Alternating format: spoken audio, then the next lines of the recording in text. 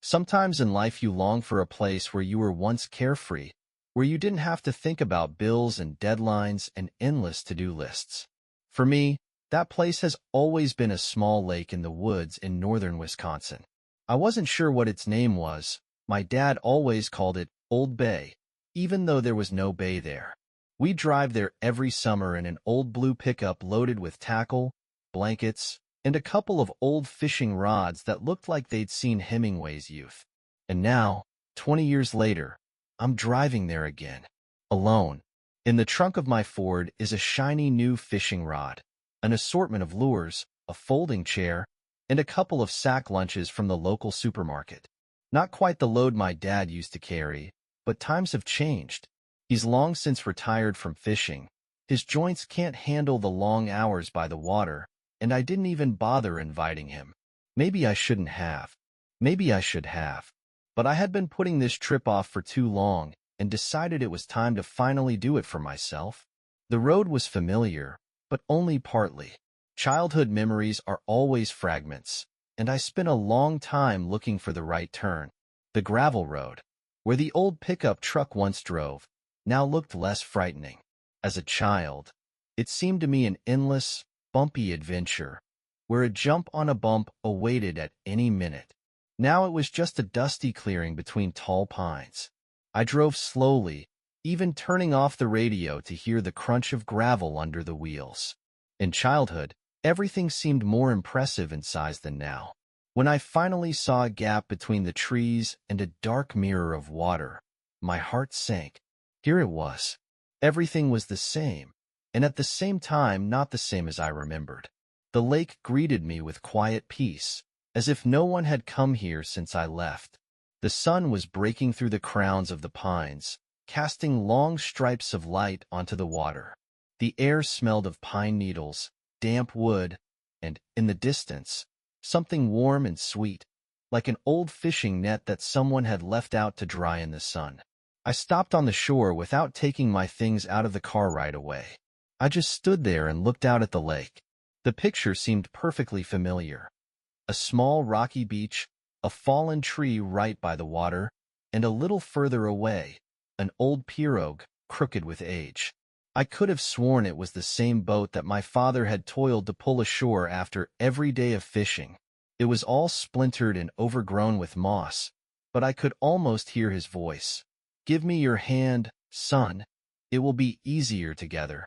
I threw my backpack over my back, pulled out my rod and lures, and walked closer to the water.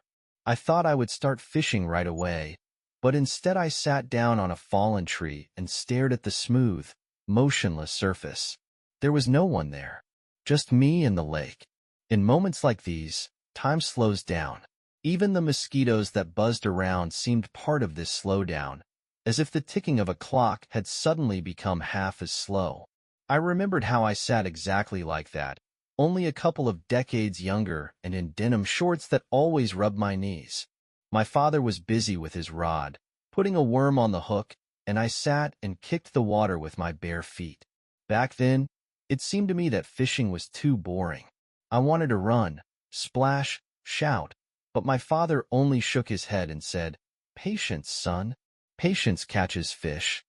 I didn't understand it, but I nodded, because I didn't want to argue with him.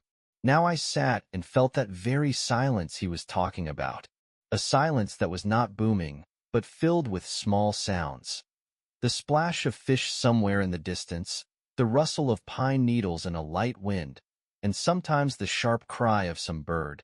I finally understood what my father meant. It was time to gather my gear. I laid out my fishing gear with the meticulousness that adults acquire only with age. Line, hooks, sinkers, lures, everything in order. As a child, I would simply rummage through the box, while my father grumbled that I was making a mess. Now it was as if I was copying his movements. Everything from memory, everything as he taught me. When the hook with the bait softly entered the water, I felt a slight excitement. Every fisherman knows this feeling.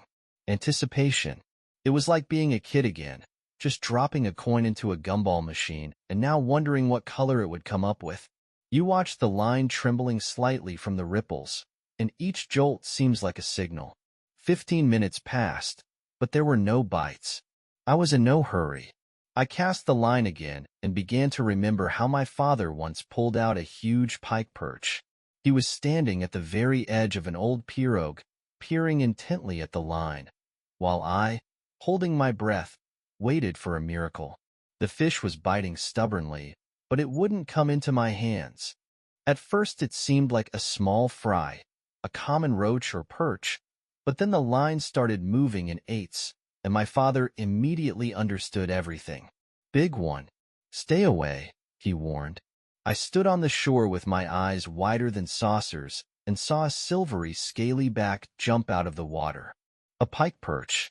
A big one, it seemed to me then, although now I realize it was normal size. But to me it was a sea monster. When my father pulled it out, he was holding the fish by the gills and looking at me with such pride, as if I had caught it. "Now that's luck," he said and winked. That day I realized that luck in fishing is not only luck, but also patience, strength, and a little persistence. Back in the present, I felt something tug on the line. At first I thought I had caught the bottom, but then I felt the familiar tug. Fish. A real fish. My hands began to reel in the line on their own, but I remembered my father's lessons. Don't rush. Let it play. I gave the fish some freedom and began to gently pull it in. When I saw it in the water, my heart began to beat faster.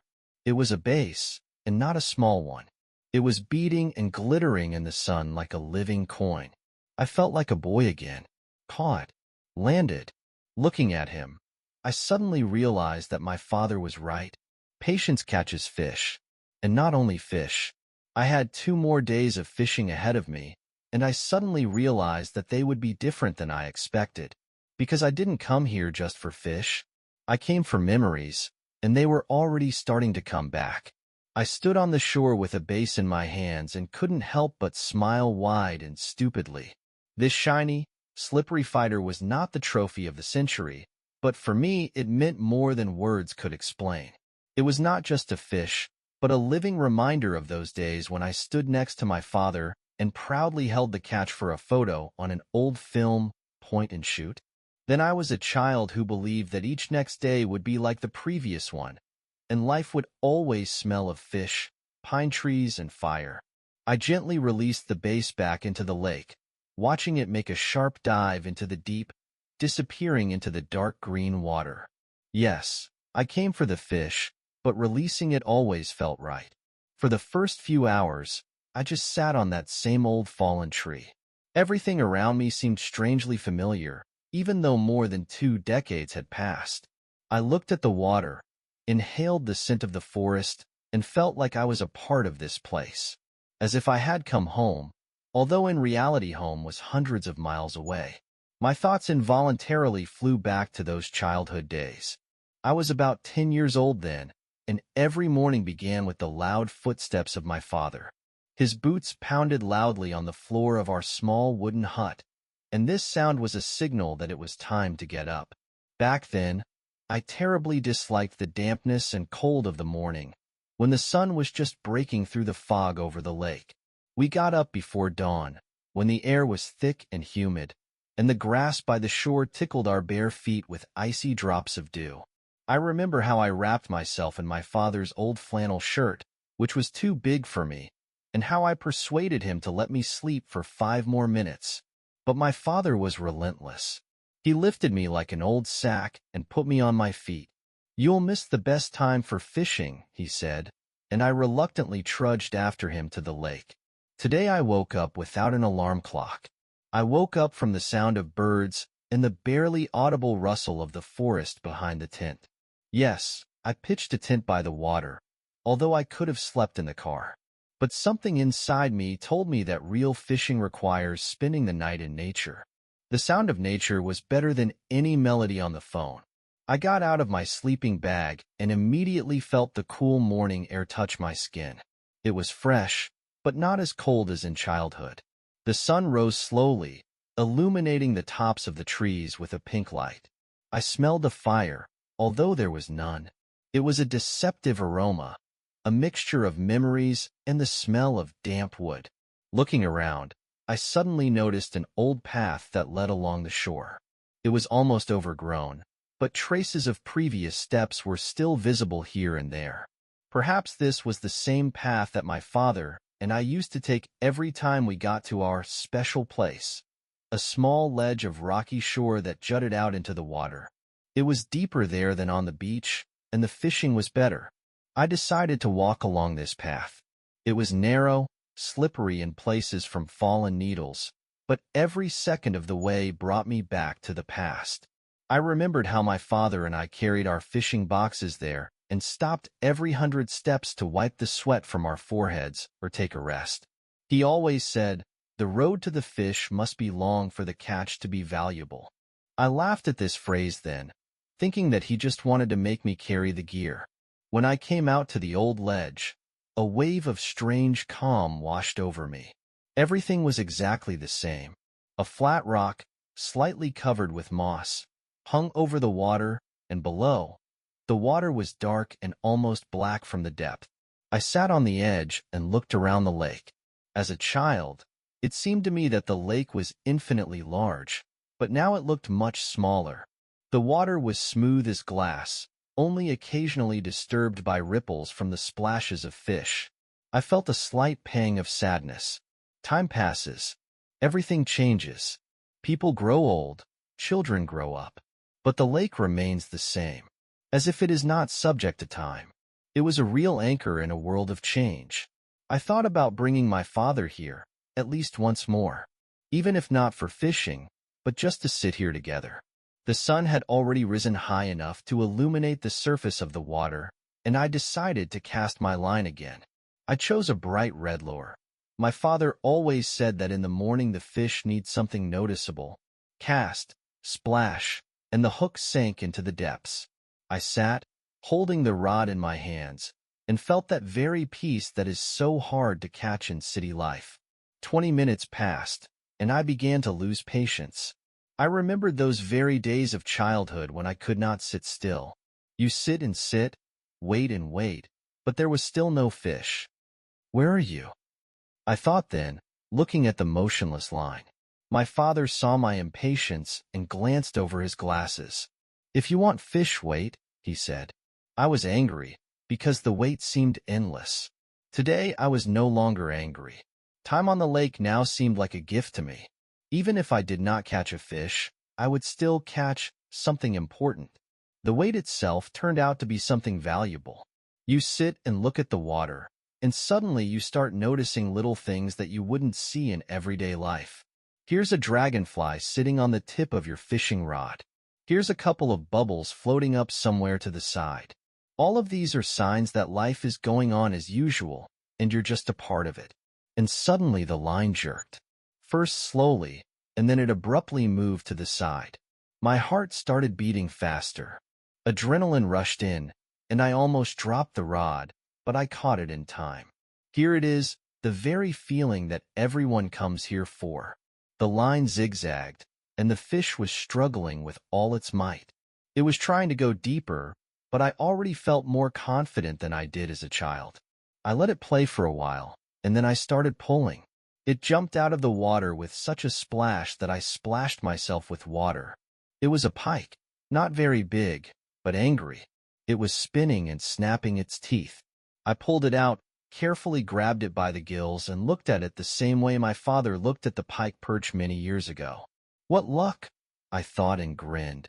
I released the pike back into the water and watched it disappear into the depths. My father was right after all.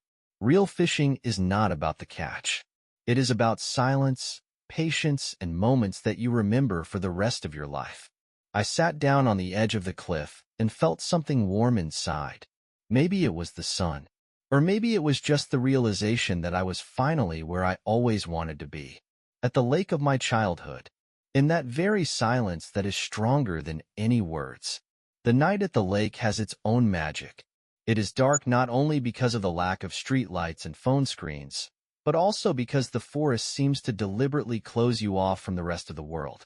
You are left alone with the silence. Not the silence that you get in your bedroom at night, but with the real one thick and full of the sounds of nature. Every rustle of leaves, every splash of water becomes loud and meaningful. Sitting by the fire, I watched the dance of the flames. I made it right on the old spot where my father and I used to cook fish on an old grill. The stones around were blackened with soot, and this place seemed to have been used by someone else while I was not here. Or perhaps the fire had left its mark back then, in our childhood. I sprinkled pine needles on the smoldering coals to keep the fire going and threw in a few dry branches. I sat and watched them slowly burst into flames, and remembered those evenings when my father sat in this very spot. As a child, I hated the dark. It scared me more than anything. It seemed to me that someone was hiding in the bushes, that something with sharp teeth was about to emerge from the water. Every rustle was a harbinger of something unknown. I remember sitting closer to my father then, pressing myself against his side, trying to be as inconspicuous as possible. He was always calm, so calm that his calmness was transmitted to me. The forest at night is just a forest. It doesn't change when the sun goes down, he said, throwing a branch into the fire. Today, I was no longer afraid of the dark. On the contrary, I liked it. The sky was strewn with stars, and I spent a long time looking up, trying to remember which of those my father had named. I only remembered the Big Dipper and Orion, but that night it seemed to me that I saw constellations that were not in any atlas. Looking at the stars, I suddenly realized that they had always been there, even when I was not. All I had to do was raise my head. After a supper that I had made from packed lunches and a baked potato, I climbed into the tent and crawled into my sleeping bag. It was warm, even cozy, although the ground under my back was hard. I lay on my back and thought about those nights when my father and I slept like this, each in his own sleeping bag. I remember how he always grumbled about me tossing and turning, and how he joked that perhaps at night I caught fish even in my sleep. "Have you ever had a good night's sleep, boy?"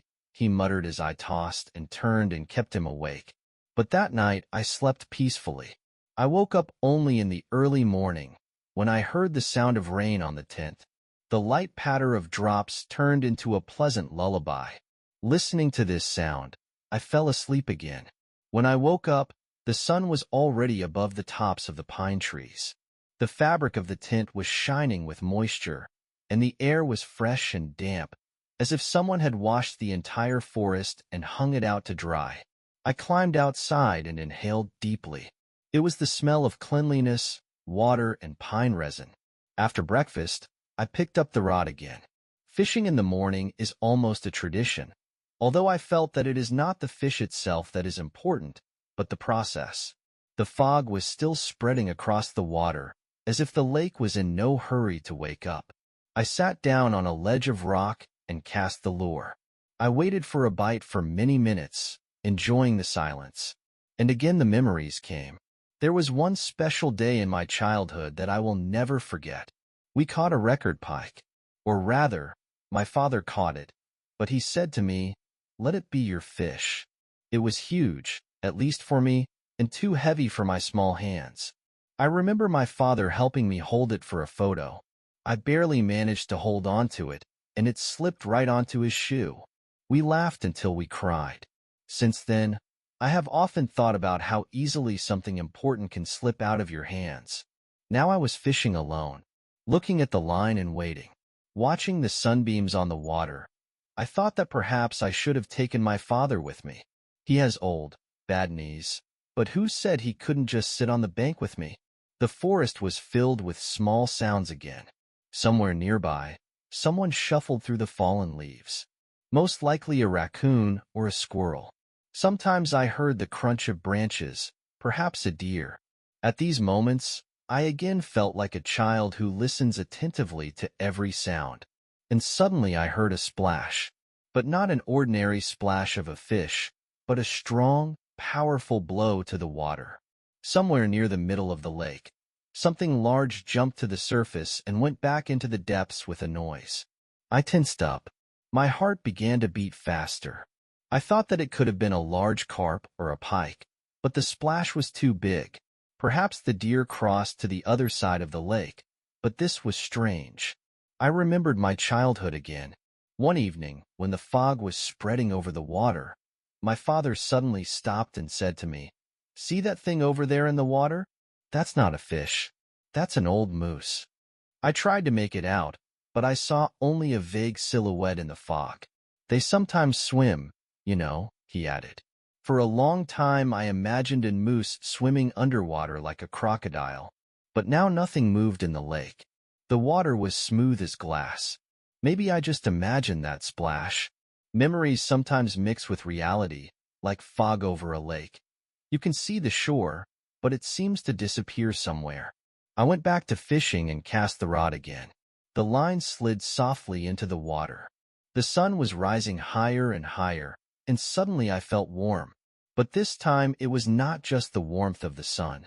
It was the same warmth I felt when my father praised me for a good catch. It didn't matter whether I caught a fish or not. The main thing was that I was catching something more important, memories.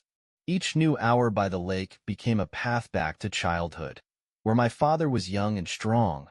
The lake was endless, and life was simple and understandable. I felt the bite again. A tug. The line tightened. The fish fought with all its might, as if it knew that something more was at stake. A second of tension, and there it was, a golden base, glistening in the water and sunlight. I carefully pulled it out, looking at it the same way my father had looked at that very pike.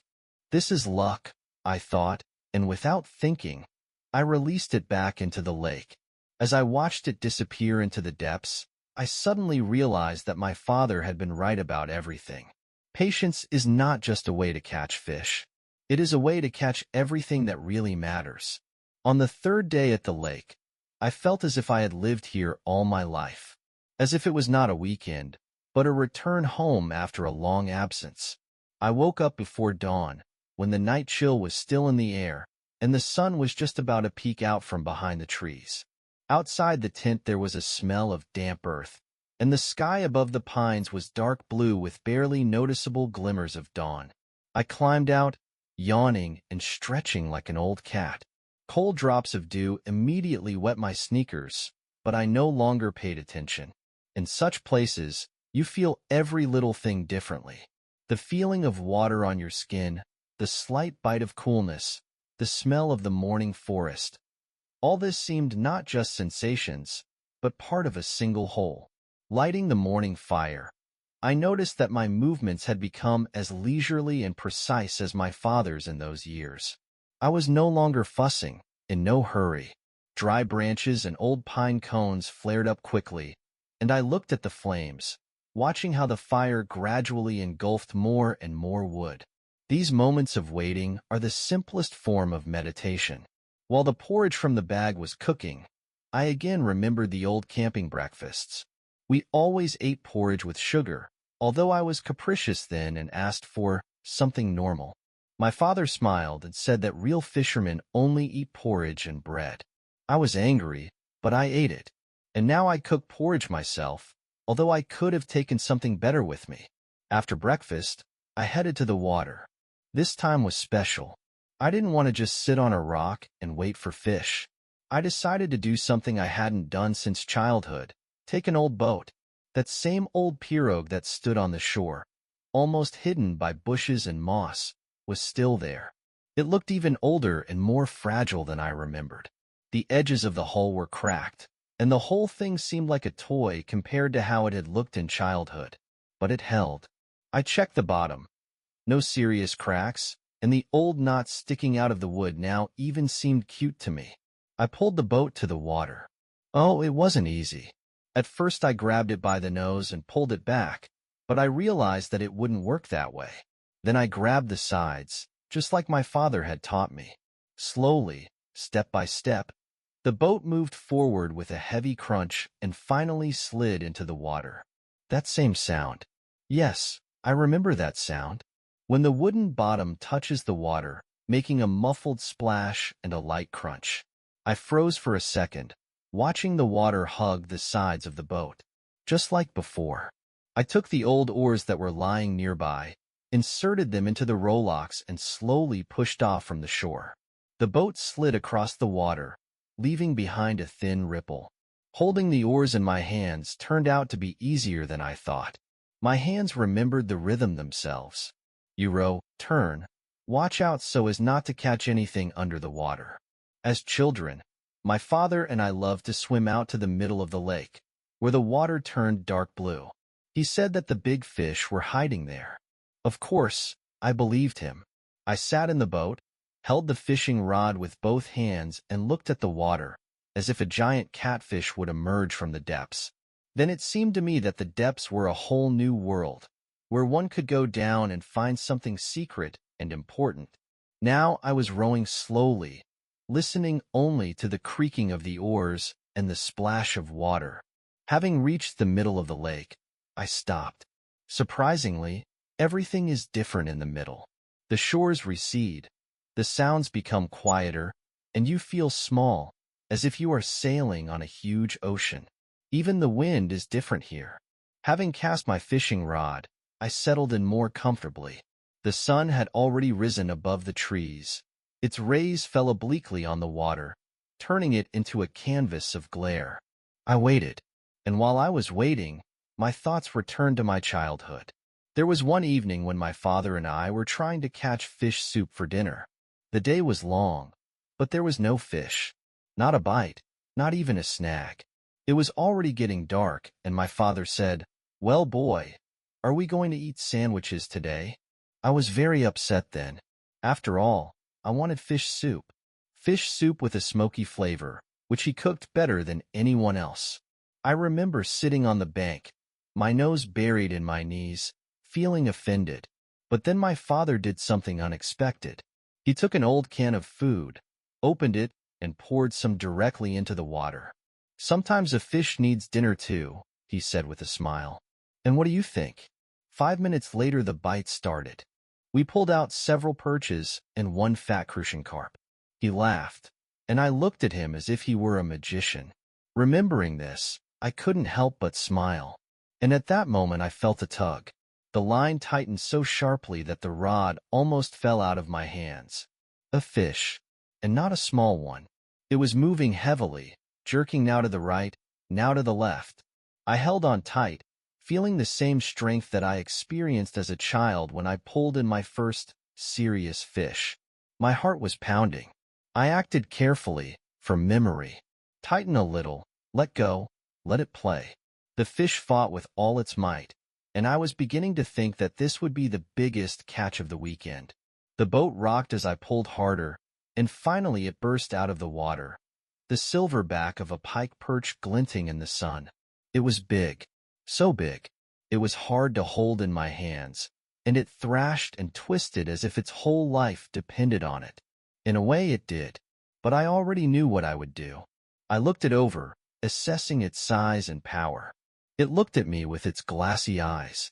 "This is luck," I said to myself for the umpteenth time, grinning, and I released it back into the lake.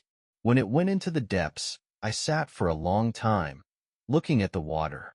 Everything inside was calm. I did not catch fish for food. I caught them for this moment, for the silence, for the realization that time has no power over this place. I picked up the oars and started rowing to the shore. The sun was high, the air was fresh and warm. There was no anxiety or rush in my chest. My father always said, "If you want to feel life, sit by the water."